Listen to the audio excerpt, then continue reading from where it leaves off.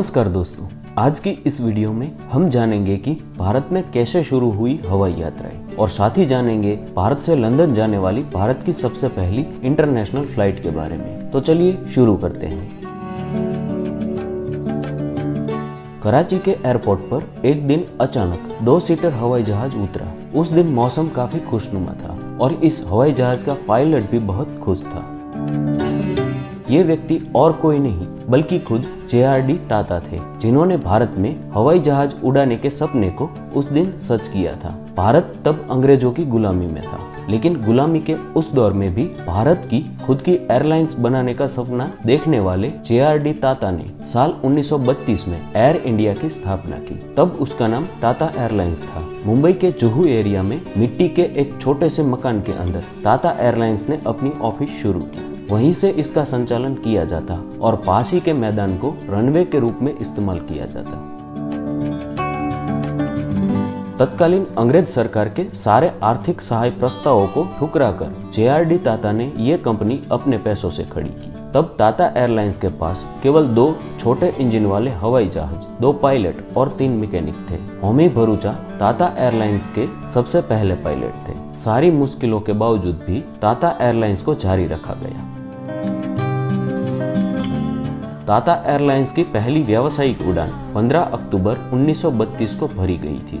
Single engine वाले हवाई जहाज ने अहमदाबाद से होते हुए कराची से मुंबई तक ये उड़ान भरी थी।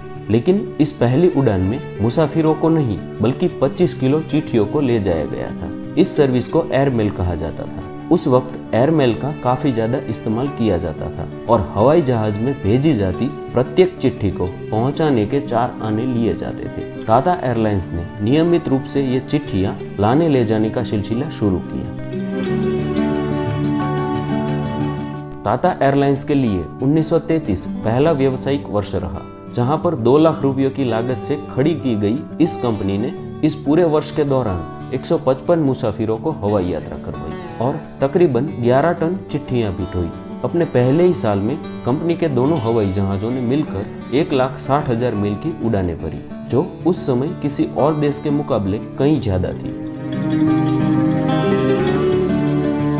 द्वितीय विश्व युद्ध के बाद 29 जुलाई 1946 को टाटा एयरलाइंस एक पब्लिक लिमिटेड कंपनी बनी और उसका नाम बदलकर एयर इंडिया लिमिटेड रखा गया। कुछ सालों तक टाटा ने एयर इंडिया लिमिटेड के नाम से अपनी सेवाएं दी। साल 1947 में भारत की आजादी के बाद भारत सरकार ने एयर इंडिया लिमिटेड में अपनी 49% हिस्सेदारी की और वहीं से जन्म हुआ भारत सरकार की पहली एयरलाइंस का। आइए वीडियो में आगे बढ़ते हैं और बात करते हैं भारत की सबसे पहली इंटरनेशनल फ्लाइट के बारे में।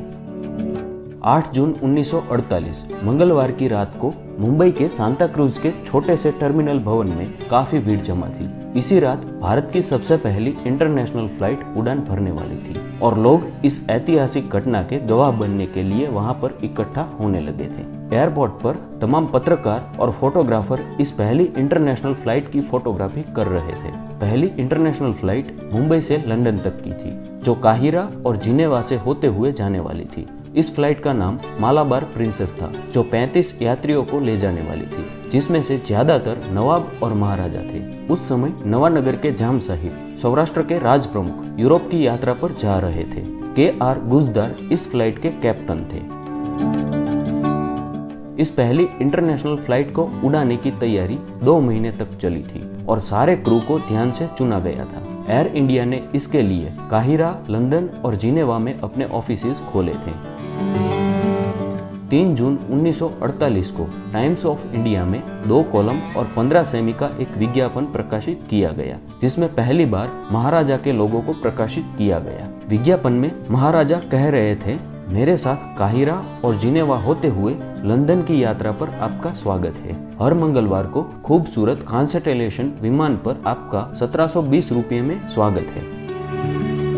महाराजा दिलीप सिंह इंग्लैंड और ऑस्ट्रेलिया का टेस्ट मैच देखने लंदन जा रहे थे। दूसरे अफसर, बिजनेसमैन और अंग्रेज भी इस फ्लाइट में शामिल थे।